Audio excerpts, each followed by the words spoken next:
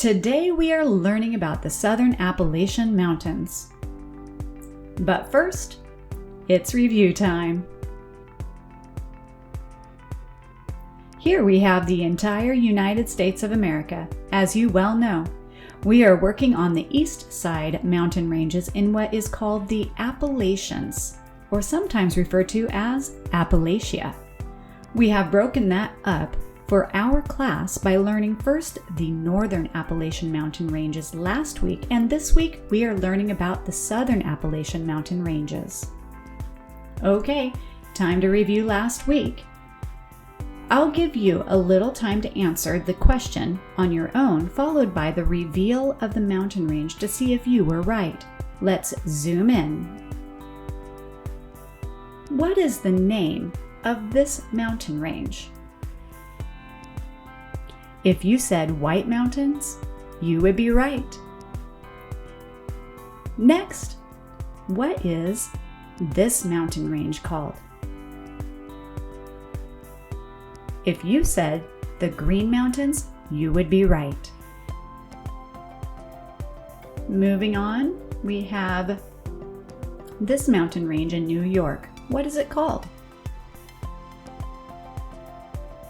If you said the Adirondacks, you would be right again. Last review question. Name this mountain range. If you said the Allegheny Mountains, you would be right again. Congratulations. Now that we're done reviewing last week's geography, we will go on to learn about the Great Valley and the tallest peak in Appalachia, as well as 3 more mountain ranges within the southern Appalachians. Back to the map. Here again we have the United States. Firstly, we don't have a mountain range, but an important part of the Appalachians is the Great Valley. Moving south, we have the Blue Ridge Mountains. In the midst of the Great Valley is the Great Smoky Mountains. On the west side of the Great Valley is the beautiful Cumberland Mountains. Lastly, for this week's lesson, you will learn about Mount Mitchell, the tallest peak in Appalachia. Now that we went over the placement on the map for the Great Valley, Mount Mitchell, and 3 mountain ranges, let's learn a bit about each, beginning with the Great Valley. The Great Valley is also designated as the Great Appalachian Valley or the Great Valley region. The Great Valley is one of the major geographic features of eastern North America. It is a trough of valley lowlands that is the central feature of the Appalachian Mountain system.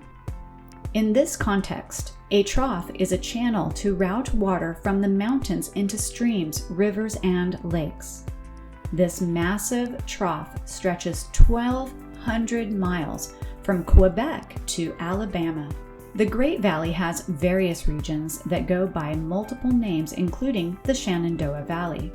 Routes through the valley were first used by Native Americans. In pre-colonial and early colonial times, a major Indian pathway through the Great Valley was known as the Great Indian Warpath, Seneca Trail, and various other names. For European colonists, the Great Valley was a significant route for settlement and commerce. The various gaps connecting the Great Valley to lands to the east and west have played essential roles in American history. On the east side, the wide gap in southeast Pennsylvania became the main route for colonization of the Great Valley. By the 1730s, the Pennsylvanian Great Valley, west of South Mountain, was open to settlement after treaty cessions and purchases from the Indians. The region drew a steady and growing stream of immigrants and became known as the best poor man's country.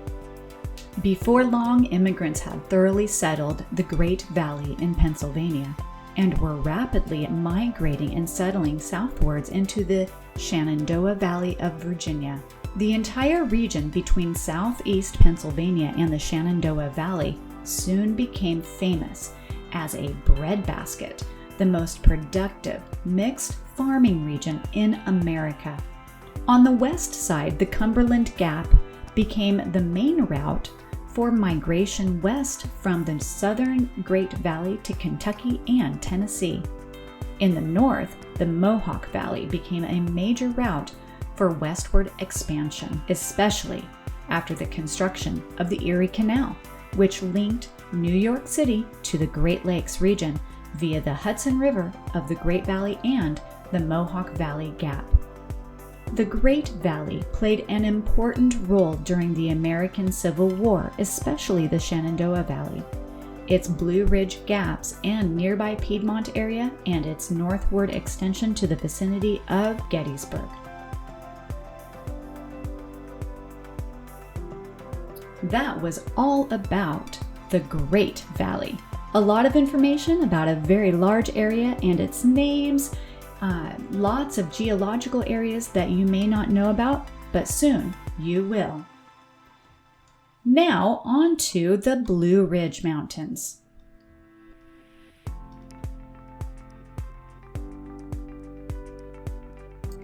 The Blue Ridge Mountains are noted for having a bluish color when seen from a distance. Trees put the blue in Blue Ridge from the isoprene released into the atmosphere, thereby contributing to the characteristic haze on the mountains and their distinctive color.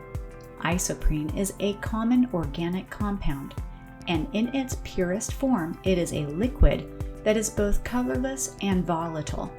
Isoprene is an unsaturated hydrocarbon. It is produced by many plants and animals, including humans, and its polymers are the main component of natural rubber. But why do plants in particular emit this compound? Isoprene emission appears to be a mechanism that trees use to combat heat stress around 104 degrees. It may also protect plants against large fluctuations in leaf temperature. How, you may ask? Isoprene helps stabilize cell membranes in response to heat stress. The Blue Ridge Parkway runs 469 miles along the crests of the Southern Appalachians. It links two national parks, which are Shenandoah and the Great Smoky Mountains. In many places along the parkway, there are metamorphic rocks with folded bands of light and dark-colored minerals which look like folds and swirls. During the 1863 Gettysburg Campaign of the American Civil War, the Army of Northern Virginia that Robert E. Lee commanded slipped across the Potomac to begin the second invasion of the North. They moved slowly across the Blue Ridge, using the mountains to screen their movements until being decisively defeated and turned back into Pennsylvania at the Battle of Gettysburg. This was a critical battle of the war. It set the advantage to the Union and removed hope of foreign support for the Confederacy. Now we're going to be moving on from the Blue Ridge Mountains and learn about the Great Smoky Mountains. The Great Smoky Mountains form part of the Blue Ridge physiographic province. This range is sometimes termed the Smoky Mountains and is often shortened to simply the Smokies. The Great Smokies are best known as the home of the Great Smoky Mountain National Park, which protects most of the range. The park was established in 1934, and with over 11 million visits per year, it is reported that this national park is the most visited in the United States. The Great Smoky Range is home to an estimated 187,000 acres of old-growth forest, constituting the most extensive area of old growth east of the Mississippi River. The Great Smokies are also home to the densest black bear population in the eastern United States and the most diverse salamander population outside of the tropics. The name Smoky comes from the natural fog that often hangs over the range and presents as large smoke plumes from a distance. This fog is caused by the vegetation exhaling the same organic compound, isoprene. By the time the first English explorers arrived in southern Appalachia in the late 17th century, the Cherokee Indians were in control of much of the region, of which the Great Smoky Mountains lay at the center of their territory. Most Cherokee settlements were located in the river valleys on the outer fringe of the Great Smokies Range. The influx of settlers at the end of the French and Indian War brought conflict to the vast Cherokee tribe, who still held legal title to much of the land. When the Cherokee aligned themselves with the British at the outbreak of the American Revolution in 1776, American forces launched an invasion into the Cherokee territory. By 1805, the Cherokee had ceded control of the Great Smokies to the U.S. government. Although much of the tribe was forced west along the Trail of Tears in 1838, however, a few managed to retain their land on the Qualla boundary and today comprise the eastern band of Cherokee Indians. Like most of southern Appalachia, the early 19th century economy of the Smokies relied on agriculture to feed themselves and their families. The average farm consisted of roughly 50 acres, part of which was cultivated for farmland and part was reserved as woodland. Early settlers lived in a 16 by 20 foot log cabin. Later, these were replaced by more elaborate log houses, and eventually, as lumber became available, modern frame houses were built. Most farms included at least one barn, a spring house that was used for refrigeration, a smokehouse that was used for curing meat, a chicken coop, which protected their chickens from predators, and a corn crib that kept corn dry and protected from rodents. Christianity was central to the lives of the early residents of the Smokies, and community life was typically centered within the churches. Protestant Christians were the majority in the region. While both Tennessee and North Carolina joined the Confederacy at the outbreak of the Civil War in 1861, the communities on the Tennessee side of the Smokies supported the Union. In contrast, communities on the North Carolina side supported the Confederates. Now that we've learned about the Great Smoky Mountains, let's learn about the Cumberland Mountains. Within the Cumberland Mountains is the Cumberland Gap. This area of the range has a rich history, striking scenery, unique geologic sandstone formations, magnificent underground caverns, and abundant and diverse plant and animal life. There are only 3 natural pathways through the treacherous valleys and ridges, one of which is the Cumberland Gap. The trail was an asset to Native American groups, assisting them during times of war and westward migration.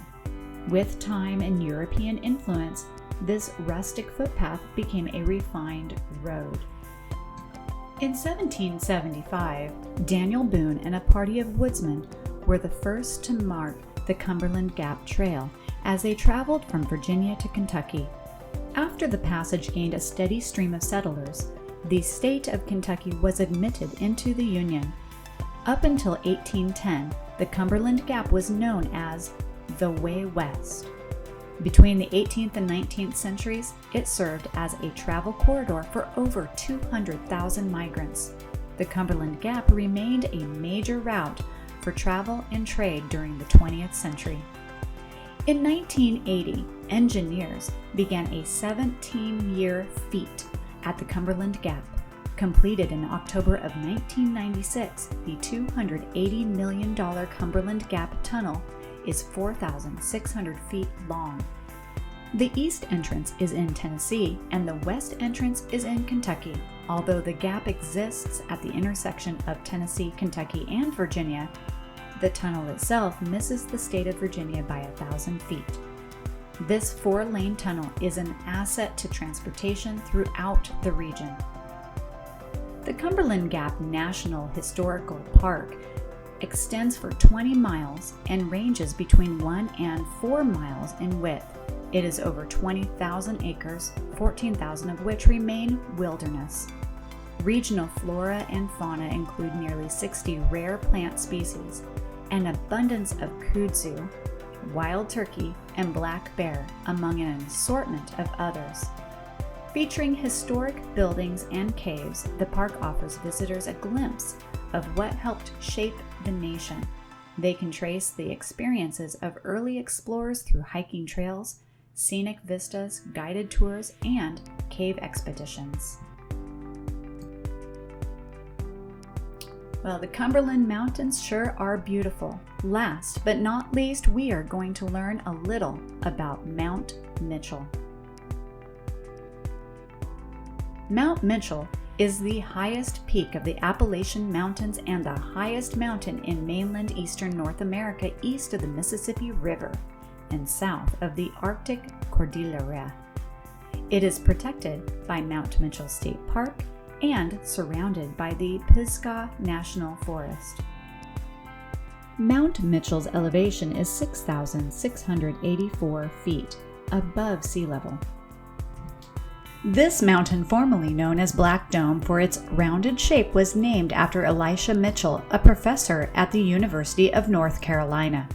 He was the first to explore the region in 1835, determining that the height exceeded that of Mount Washington in New Hampshire by a few hundred feet. Mount Washington was commonly thought at the time to be the highest mountain east of the Rocky Mountains. Mitchell fell to his death at nearby Mitchell Falls in 1857, having returned to verify his earlier measurements. So those are the Southern Appalachian Mountain Ranges. So very beautiful. Next week, we'll be learning about the Western U.S. mountain ranges. Until then, for this week, work on your initial map that is zoomed in called Now Let's Trace, Shade, and Label. Then, do 2 review maps on separate days that encompass both this week and last for review.